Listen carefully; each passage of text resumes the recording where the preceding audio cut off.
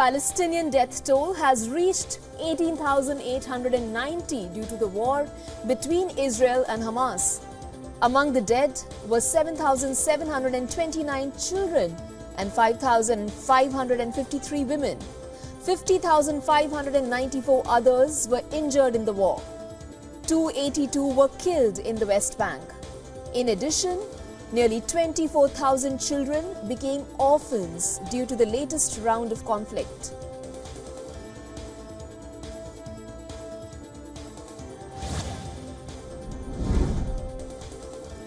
Protests have broken out in Israel after the Israeli army said it has mistakenly killed 3 hostages who were held by Hamas in Gaza.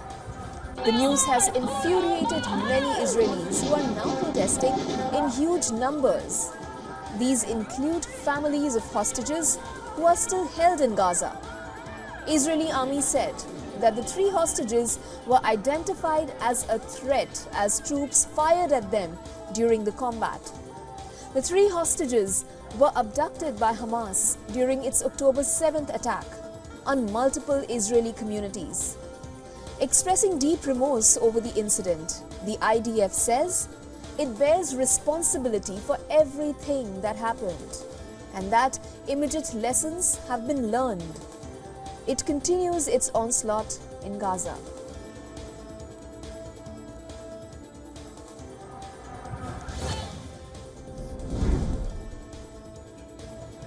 A cameraman for Al Jazeera has been killed in the southern Gaza Strip.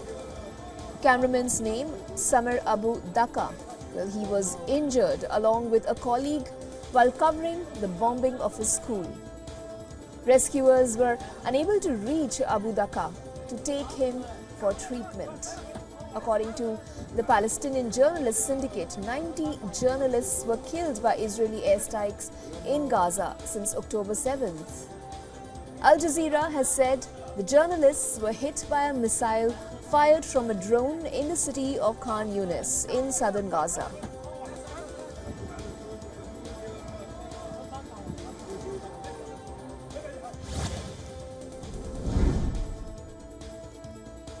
Trucks are distributing humanitarian aid to people in Gaza's Khan Yunis.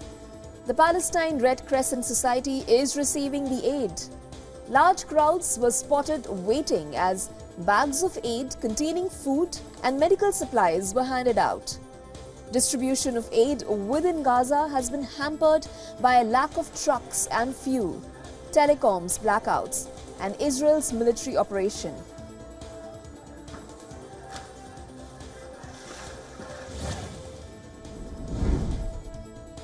Five Indian-American members of US Congress have expressed deep concern over the indictment of Nikhil Gupta, the man who has been charged for an alleged plot to assassinate Khalistani terrorist Gurpatwant Singh Pannu.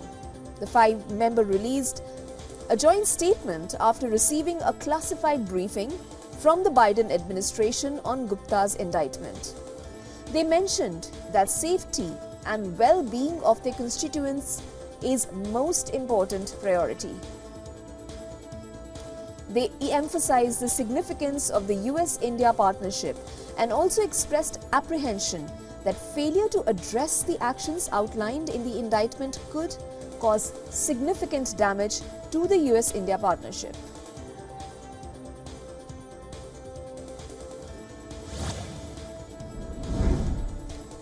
Russia has shot down a series of Ukrainian drones in 2 border regions. Moscow says 26 drones were shot over the Crimean Peninsula in just over 2 hours. Now, as per officials, 6 of these drones targeting installations on Russian territory were brought down in the Kursk region. Moscow and its outskirts have also been targets of Ukrainian drone attacks. Meanwhile, French President Emmanuel Macron says that he is still open to dialogue with his counterpart Vladimir Putin, if it helps creating a sustainable peace between Ukraine and Russia. Macron and Putin enjoyed a good working relationship before Russia invaded its neighbor in 2022.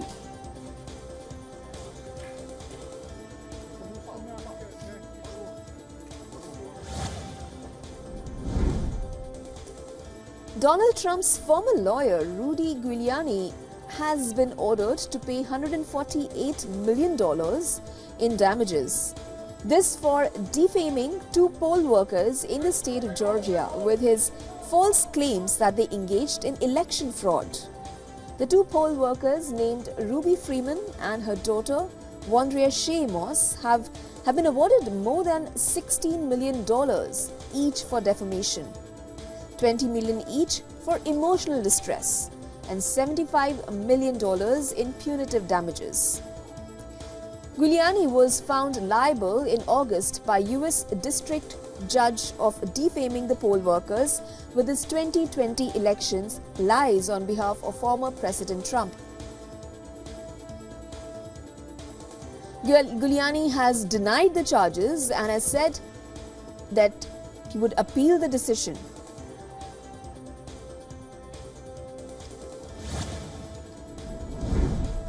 Now, hours after Pakistan's Supreme Court ruling, the Election Commission of Pakistan has issued the election schedule for the general polls set to take place on February 8th of 2024.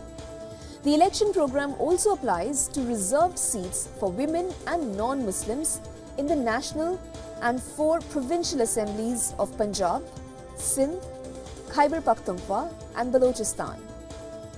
According to an official, all arrangements had been made for free and fair elections after completing tasks like hearing representations against delimitation and publishing the final list of constituency delimitation in time. Now, this comes after the ECP had decided to resume training for the ROs and district returning officers.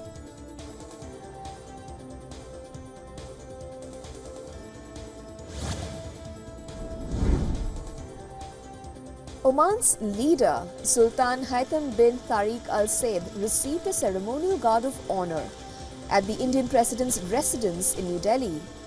The Sultan was welcomed by the Indian President, Draupadi Murmu, and Indian Prime Minister Narendra Modi. Later, Sultan Haitham held talks with Modi. The two countries have strong defense and security ties. India is also one of the largest investors in Oman, with over 6,000 joint ventures, with estimated investment of over $7.5 billion.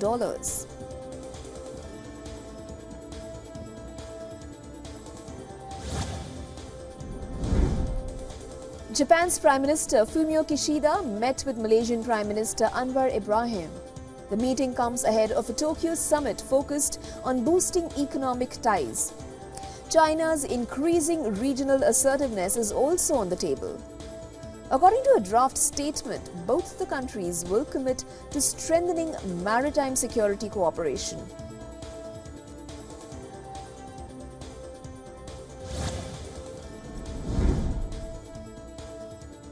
Over 2 tons of cocaine disguised as nuggets of charcoal have been seized by police in the Colombian port of Barranquilla. Now, traffickers hid the drugs in nuggets of charcoal that were intended for Europe. According to authorities, the estimated market value of the drugs is over $10.8 million. The Clan del Golfo cartel was behind the shipment, which was spotted on November 30th in the port. In 2023, there have been 23 seizures of illegal substances mixed with elements such as coffee, fruits, and canned food.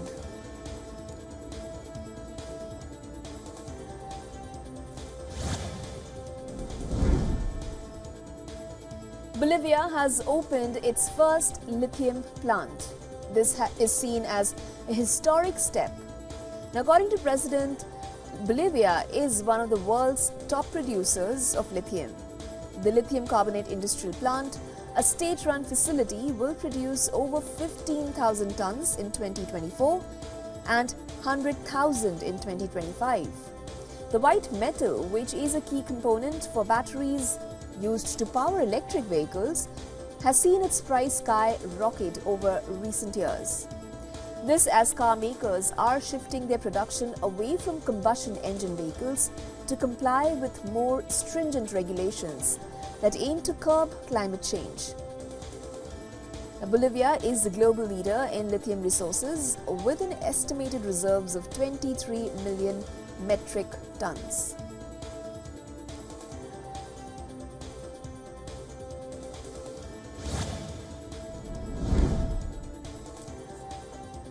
Shanghai residents are braced for the cold as temperatures dipped to 2 degrees Celsius.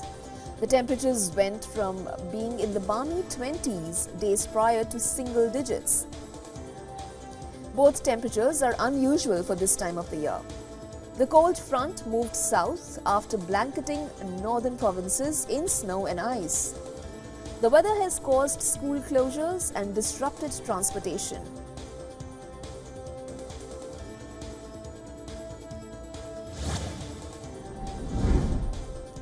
A powerful solar flare has erupted from the sun. Scientists consider this the most significant solar flare occurrence since 2017. The eruption originated from the far northwest section of the sun. It was captured by NASA's Solar Dynamics Observatory using extreme ultraviolet light. Coronal mass ejections resulting from these solar flares have the potential to impact the Earth. They can give rise to geomagnetic storms that can disrupt power grids and other critical infrastructures.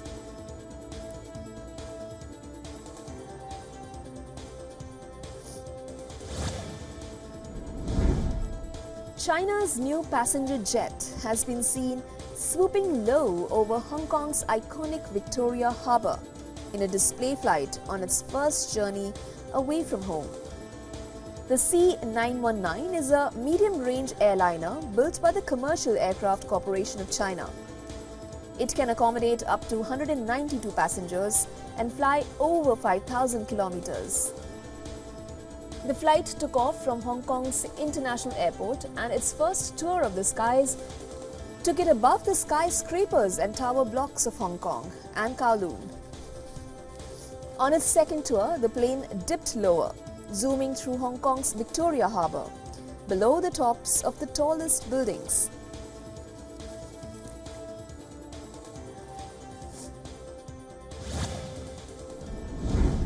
China successfully launched a new remote sensing satellite into its planned orbit.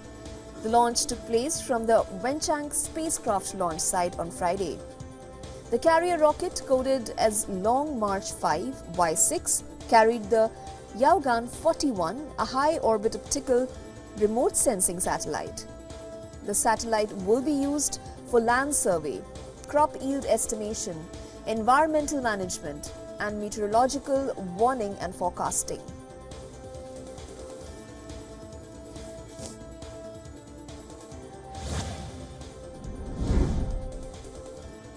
From the world of business, the Indian rupee has hit its highest level in nearly 3 months, thanks to an increase in foreign inflows and the central bank cutting back on buying dollars.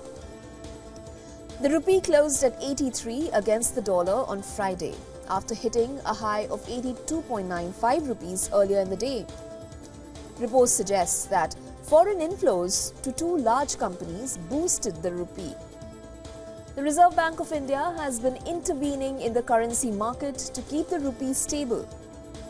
But expectations of rare cuts by the Fed have prompted it to ease currency intervention. Meanwhile, the prices of dollar-denominated goods like gold and crude oil have risen. As an import-dependent country, a rise in commodity prices fuels inflation in India.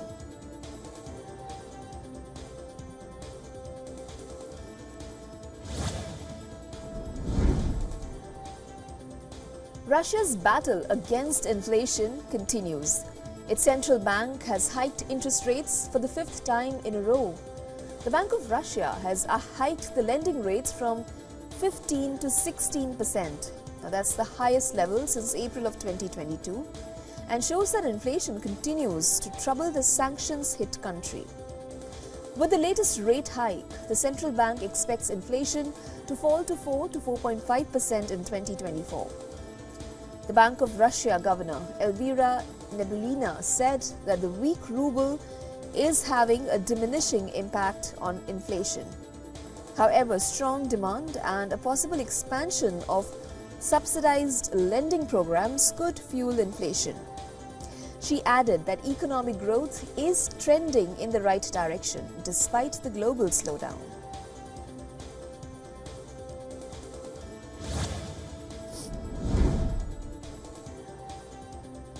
The International Energy Agency is urging nations, companies and investors to take decisive actions to accelerate the global shift away from fossil fuels. The climate summit in Dubai saw a historic agreement to transition towards cleaner energy, aligning with some of the IEA's recommendations. However, challenges remain, especially in financing clean energy transitions for developing nations. IEA Executive Fatih Birol outlines the missing link, shifting gears to energy forecasts. The IEA revises its outlook for oil demand upward for the coming year, signaling ongoing strength in near-term consumption. However, Birol maintains a long-term perspective, predicting a peak in oil, gas and coal demand by 2030.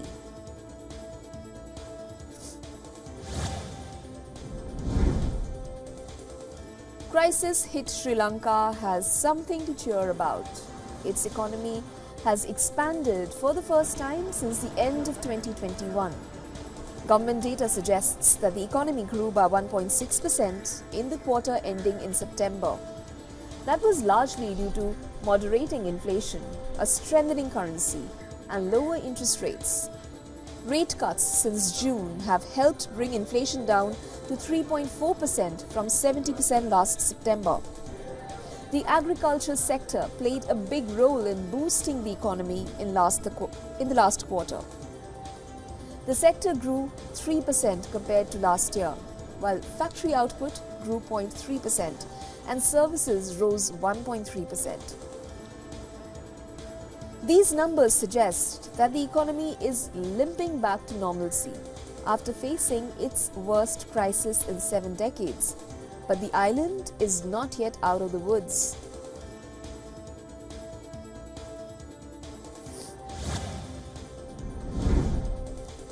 And now we delve into the heart of the world's diamond industry as G7 countries announce a ban on Russian gems. India, home to 90% of the global diamond cutting and polishing sector, expects little disruption. Now that's because it predominantly processes smaller Russian diamonds, cushioning the blow of the upcoming restrictions. The key determinant in the G7's restrictions is the carat size of the diamonds. Starting on March 1st, Russian diamonds sized a carat or above will face restrictions in G7 countries. Notably, India processes a significant number of diamonds smaller than 0.5 carats. This means that the impact of the ban is expected to be lesser than anticipated.